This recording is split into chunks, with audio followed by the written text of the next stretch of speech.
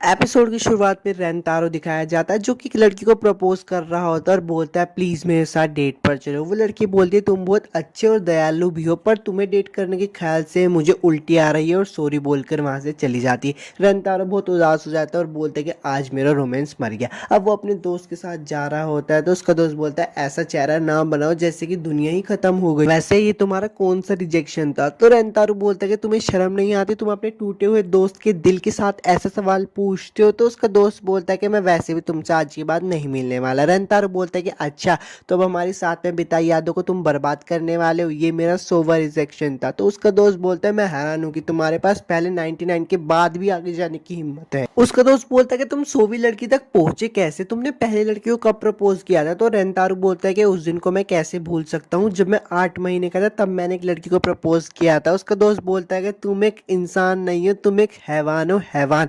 वैसे लड़की तुम्हें रिजेक्ट कैसे कर देती है, तुम तो अच्छे दिखते हो और तुम स्मार्ट भी हो, फिर क्या प्रॉब्लम है तुम में। रेंतारो बोलता है कि मक्खन क्यों लगा रहा है, मेरा दीवाना हो गया है क्या। तो उसका दोस्त बोलता है कि अच्छा ठीक है, अगर तुम हाई स्कूल में भी रिजेक्ट हो जाओ तो मरना मत, बाद में मिलते। तो रेंतारो बोलता है क्या तुम मेरी जिंदगी के बारे में कुछ अच्छा नहीं सोच सकते मेरे अच्छे फ्रेंड ए। रेंतारो मंदिर जाता है और बोलता है कि प्लीज सभी भगवान और देवी देवताओं मेरी सेटिंग करवा दीजिए, मुझे गर्लफ्रेंड चाहिए जिसके साथ मैं अपनी हाई स्कूल की जिंदगी आराम से जीत सकूं। तभी उसे कब आ जाती है चिंता मत करो बच्चे। वो देखता है कि उसका सर एक डोनेशन बॉक्स से निकल रहा होता है। रंतारो चिल्लाकर बोलता है कि एक डोनेशन बॉक्स चुराने वाला चोर। वो भगवान बोलता है कि क्या तुम पागल हो, तुमने देखा नहीं मैंने कितनी अच्छी एंट्री मारी है, मैं इस श्राइन का भगवान हूँ। तो रंतारो बोलता है कि ऐसे भगवान कौन एंट्री मारते हैं। वो भगवान बोलते कि चिंता मत कर बालक, मुझे पता है तेरी गर्लफ्रेंड तुझे हाई स्कूल में मिल जाएगी। रंतारो बोलता है कि अच्छा मैं समझ गया। वो भगवान बोलते कि वो इंसान जिसे तुम्हारे जन्म के वक्त तुम्हारे लिए चुना गया था वो ही तुम्हारा रोमांटिक पार्टनर होता है। जब तुम किसी लड़की को देखते हो और तुम्हें एक झटका लगता है तो समझ जाओ कि एक पहली नजर का प्यार है। पर इसमें भी एक प्रॉब्लम होती है, लड़कियों को पहले ही समझ आ जाता है कि उन्हें पहली नजर में प्यार हो चुका है,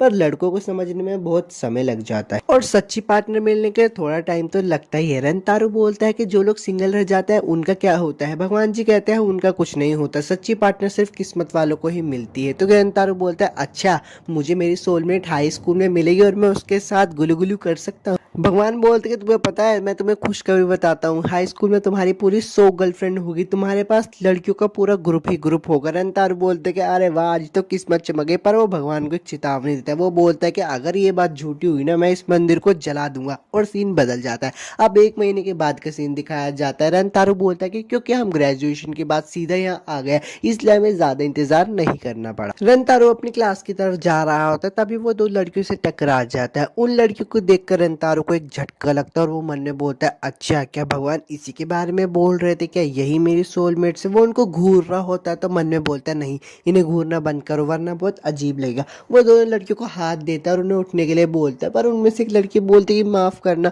मेरे पैर में चोट आ गई, क्या तुम मुझे नर्स ऑफिस ले जा सकते हो। रेंतारो मन में सोच रहा होता है कि मैं कितना बड़ा गधा हूँ, मैंने अपनी सोलमेट से अभी पहली बार मिला ही हूँ और उसे पहली बार में ही चोट पहुंचा दी। पर जो वो लड़की होती है उसे लग रहा होता है कि वो बहुत रो रहा है बस इसलिए क्योंकि उसने एक अजनबी को चोट पहुंच। वो उस लड़की को उठाने ही जा रहा होता है तभी दूसरी लड़की ड्रामे करने लगती है। वो बोलती है कि मैं ऐसा नहीं है कि मेरे पैर में मोच आ गई और मैं तुम्हारा सहारा लेना चाहती हूँ। तो रेंतारो से बोलता है कि तुम्हें भी चोट आई है। वो लड़की बोलती है हाँ मेरे में मोच आने लगी। और ये बात सुन के तो भाई हमारा मेन कैरेक्टर अपने अंदर घुसे घुसे बजाने लगता है। बोलता है मैं कितना फालतू, अपनी सोलमेट से अभी मिला हूँ और दोनों को ही मैंने चोट पहुंचा दी। वो दोनों खड़ी हो जाती है और बोलते हैं रुको ऐसा मत करो।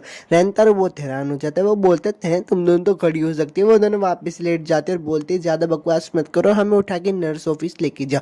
वो उन दोनों को नर्स ऑफिस लेके जा रहा होता है पर वो देखता है, वो बोलता है कि अरे यार मुझे ऐसा लग रहा है कि तुम दोनों मुझे उठा कर लेकर जा रही हो। तो वो दोनों लड़के बोलते 3 लोगों की बैलेंस की वजह से हमारा बैलेंस बिगड़ रहा है। वो उससे चिपक रही होती है तो दूसरी लड़की बोलती है ओए ज्यादा उसे चिपको मत। रेंतारो बोलता है कि मैं तुम लोगों को अपने बारे में बताता हूँ, मैं क्लास 1-4 से आई जो रेंतारो हूँ और तुम दोनों का क्या। अब देखो जो पीले वाली लड़की है उसका नाम है इंडा, वो भी क्लास 1-4 से है, और जो पिंक बाल वाली लड़की है उसका नाम है हकारी, वो भी क्लास 1-4 में, और ये सब तीनों क्लासमेट है। ठीक है, अब वहाँ से दो लड़कियां गुजर रही होती है, वो बोलते कि मैंने सुना है कि बगीचे में कुछ फूल है, अगर तुम उस फूल के लेके अपने प्यार को इजहार करते हो ना तो वो 100% मान जाएगा। तो वो लड़की बोलती है तुम मजाक कर रही हो क्या? वो दूसरी लड़की बोलते हैं नहीं, मैंने सुना है कि 100% कामयाब करता है। तो वो दोनों लड़कियां वहाँ पे ये बातें सुन लेती है और वहाँ से चली जाती है। वो बोलती है हमें कुछ काम याद आ गया। रंतारो बोलता है कि अब तुम्हारे पैरों में दर्द नहीं हो रहा। 4 घंटे बीत जाता है तो रंतारो बोलता है कि मुझे नहीं पता था कि आज मैं एक सर्कल लेंस ढूंढवाऊंगा और उसको ढूंढने में 4 घंटे लग जाएंगे। मैं उन दोनों लड़कियों से मिलना चाहता था पर अब मुझे लगता है कि मैं उनसे मिल नहीं पाऊंगा।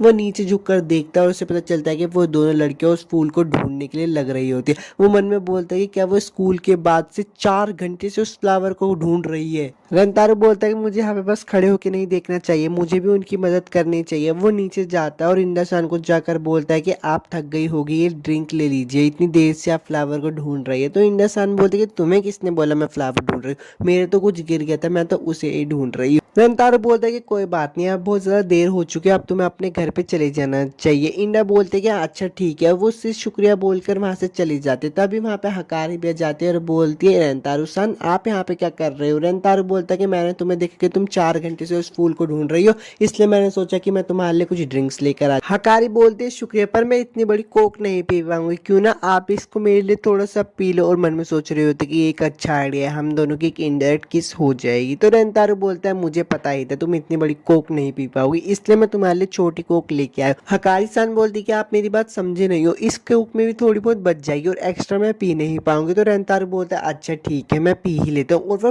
पी के उसको दे देता है। हकारी पी लेती है पर उसके हाथ से ड्रिंक गिर जाती है, वो रोने लगती है। रंतारो हकारी को उठाने ही वाला होता है पर हकारी बोलते कि मैं आपसे कुछ बात करना चाहती हूँ, मैं माफी चाहती हूँ, ये बहुत जल्दी है, मुझे आपसे बहुत ज्यादा प्यार हो चुका है। मैं आपको इसलिए बता रही हूँ क्योंकि मुझे बाद में इस चीज का अफसोस नहीं करना था। मुझे पता है मैं अकेली नहीं हूँ जिसे आपसे प्यार हो। रंतारो मन में बोलता है कि मुझे पहली बार किसी लड़की ने प्रपोज किया, मैं बहुत खुश हूँ। वो उसका हाथ पकड़ के उसे कुछ बोलने वाला होता है पर वहाँ पे इंडासान आ जाती है। वो बोलता है आप इतनी सारी कैंस क्यों लेके आई हो? इंडासान बोलते कि मुझे नहीं पता था तुम्हें कौन सी कैन पसंद है, इसलिए मैं सारी उठा के ले। और वो हकारी के पास जाती है और बोलती कि तुम इसके इतने करीब क्यों आ रही हो? हकारी बोलती है मुझे नहीं पता था कि आप भी आईजू सान को पसंद करते हो। इंडा बोलती कि मैंने तुम्हें सुना था, तुमने बोला था कि सिर्फ मैं ही नहीं हूँ। वो दोनों ही रंतारो को प्रपोज कर देती है और बोलती है हम में से किसी एक को चुनो। पर यहीं पे ही सीन चेंज हो जाता है और रात को रंतारो अपने कमरे में बैठकर सोच रहा होता है कि मैं उन दोनों को कैसे जवाब दूं। मैंने उनको बोला कि मैं तुम्हें कल तक जवाब दे दूंगा।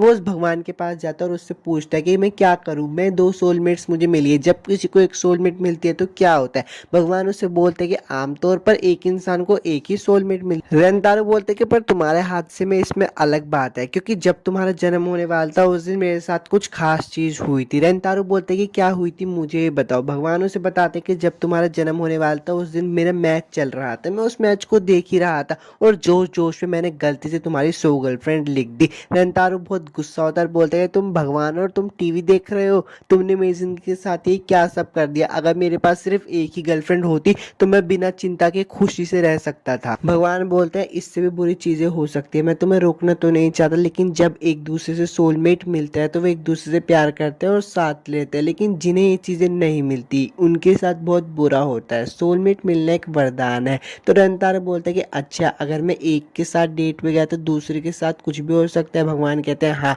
वो मर भी सकती है। रंतारो बोलता है कि अरे तुमने मेरे साथ ये क्या कर दिया, मैं तुम चाहते कहोगे मैं क्या करूँ। रंतारो घर जाते हुए कुछ भी सोच नहीं पा रहा होता पर तभी उसके दिमाग में एक आइडिया आता है। वो बोलता है कि मैं दोनों को एक गर्लफ्रेंड बना लेता हूँ, इससे मैं एक को मरने से बचा सकता हूँ। अब सुबह हो जाती है, वो दोनों लड़कियां बोलती है कि अब बताओ तुम्हें कौन पसंद है। वो बोलता है मुझे दोनों ही पसंद है। दोनों लड़कियां बोलती क्या तुम्हारा दिमाग खराब हो गया, तुम हम दोनों को साथ में डेट करो। रंतारो बोलता है कि हाँ मैं तुमसे भीख मांगता हूँ, प्लीज तुम दोनों मेरी गर्लफ्रेंड बन जाओ, मैं तुम दोनों को अच्छे से टाइम दूंगा। वो दोनों पहले थोड़ा गुस्सा होती है पर एंड में जाके मान ही जाती है। अब यहाँ पे बंदा बताता है कि ऐसे ही रंतारो की लव लाइफ शुरू हो गई, पर हमें भूलना नहीं चाहिए कि अभी उसकी जिंदगी में 98 गर्लफ्रेंड्स और रह रही। यार एपिसोड 1 तो खत्म हो गया। वीडियो अच्छी लगी तो लाइक और सब्सक्राइब जरूर करना। मिलता हूँ आपसे नेक्स्ट एनिमे एक्सप्लेनेशन वीडियो।